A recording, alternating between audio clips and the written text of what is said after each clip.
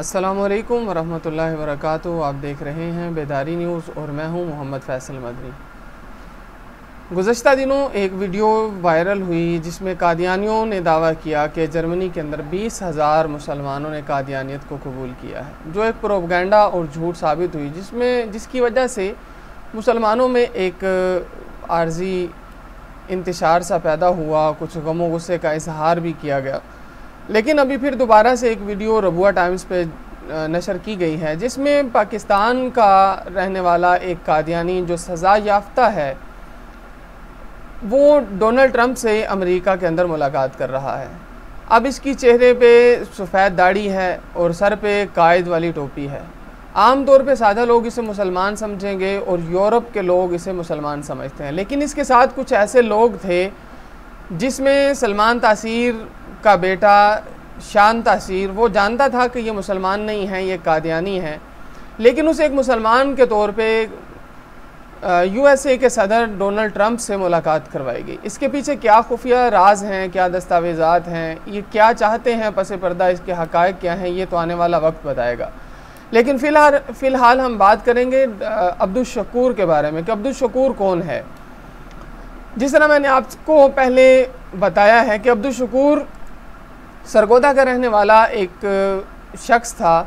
यहाँ सरगोदा में इसने कादियानियत की तबलीग की और मिर्ज़ा ग़ुलाम अहमद कादियानी की किताबें और लिटरेचर बांटता हुआ ये गिरफ़्तार हुआ और फिर जब यहाँ से इसे आज़ादी मिली, रिहाई के बाद ये चनाब नगर जा बसा और चनाब नगर में इसने दोबारा से मिर्ज़ा ग़ुलाम अहमद कादियानी की किताबों को प्रिंट करना शुरू किया, कुरान करीम के गलत तर्जमे छापना शुरू किए और उन्हें वहाँ पे बेचना शुरू किया और एक बहुत बड़े पैमाने पे इसने ये कारोबार फैला दिया। क्योंकि जहाँ पे कादियानी मिर्ज़ा कादियानी की बुक्स खरीदते थे वहीं पे मुसलमान भी इन बुक्स को लेना चाहते थे कि हवाले देख लें और इन हवालों की मदद से कादियानियों की जो साजिश हैं उन्हें बेनकाब कर दिया जाए। हुआ ये कि पाकिस्तानी गवर्नमेंट में इन मुख्तलिफ़ मसालिक की किताबों के ऊपर पाबंदी लगा दी गई, जिनमें मिर्ज़ा ग़ुलाम अहमद कादियानी की किताबें भी सर फहरिस्त थीं।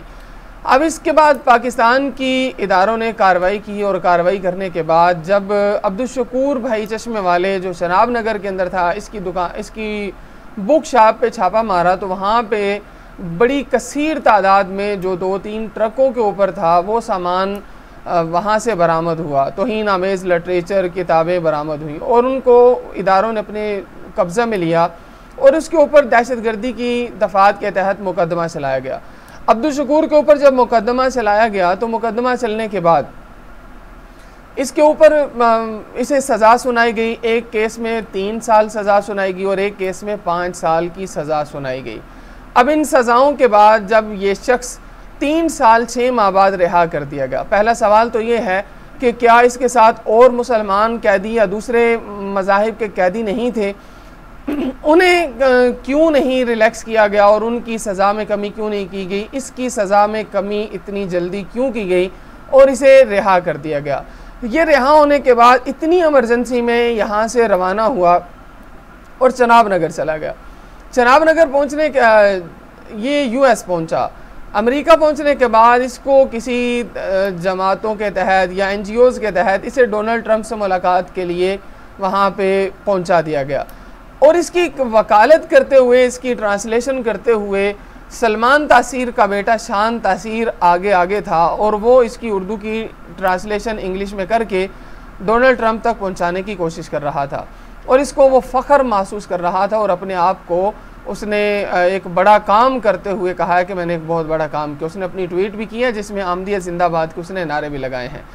तो सवाल ये है कि अब्दुल शकूर ये जिस जुर्म में गिरफ़्तार हुआ वो वाज़े पाकिस्तान के आइन के मुताबिक ये दहशतगर्दी का केस था कि मुल्क में इंतशार फैलाने का। अब्दुल शकूर का कारोबार बुक सेलर्स था, लेकिन बुक सेल की आड़ के अंदर ये कादियानियों की किताबें सेल किया करता था, ये बुक सेलर नहीं था।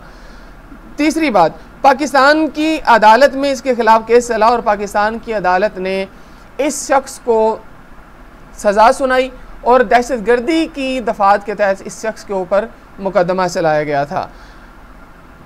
सज़ा की नौयत जो मैंने आपको पहले बता दी है और इसकी रिहाई किस बुनियाद पे हुई, इसकी सज़ा को कम किस लिए किया गया कि 80 साल से इसकी ज़्यादा उम्र है तो इसे सीनियर सिटीज़न के नाम पे इसकी सज़ा में तख़फ़ीफ़ कर दी गई और 5 साल एक और 3 साल एक सज़ा को सिर्फ 3 साल 6 महीने के बाद ही ख़त्म कर दिया गया और इसे रिहा कर दिया गया। अब्दुल शकूर की ट्रंप से मुलाकात है।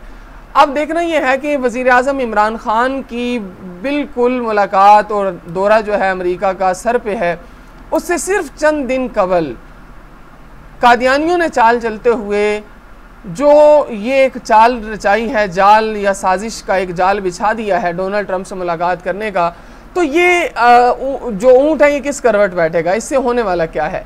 देखिए, एक तो बात वाज़ेह है कि इससे ये साफ ज़ाहिर है कि इमरान ख़ान के ऊपर दबाव डाला जा सकेगा कि इमरान ख़ान जो है वो अपने मामलात जो दीगर वो इश्यूज़ लेके वहाँ जा रहा है उनको भुला करके ये कादियानियों के ऊपर कानून है इसके ऊपर बहस आए और ये इमरान ख़ान है उस दीगर जो मामलात उनसे तवज्जो हटा के इसकी सफाइयाँ देने लग जाए।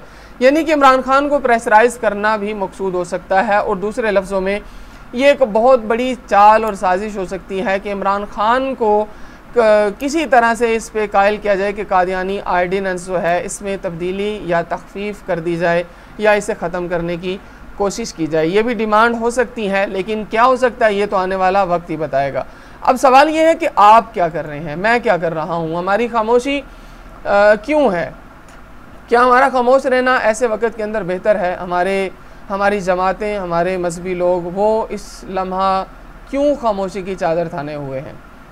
तो आपसे भी रिक्वेस्ट है कि आप हर वक्त जागते रहिए। अकीदा ख़त्म नबूवत दीन इस्लाम की असास और बुनियाद है।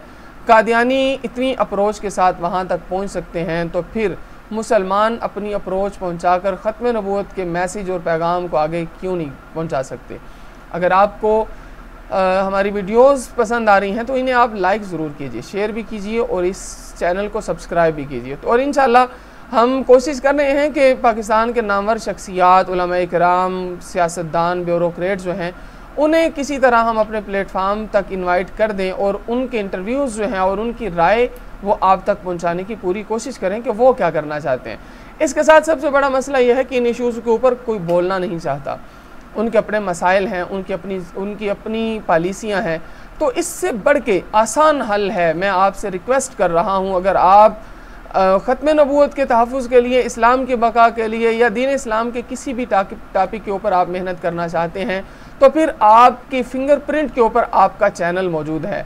आप अभी से कादियानियों की इस पॉलिसी के ऊपर आपके माइंड में जो बात आ रही है आप उसे फौरी तौर पे लिखें और लिखने के बाद लिखें नहीं, आप उसकी वीडियो बनाएं। आपके माइंड में जो भी है वो चंद मिनट की हो, 1 मिनट की, 30 सेकंड की, 50 सेकंड की वीडियोस बनाएं और वो वीडियोस आप हमें व्हाट्सएप करें।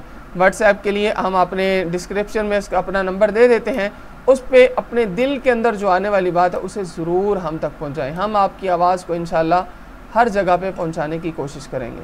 अस्सलामु अलैकुम वरहमतुल्लाहि वबरकातुहू। पाकिस्तान जिंदाबाद, इस्लाम पाइंदाबाद।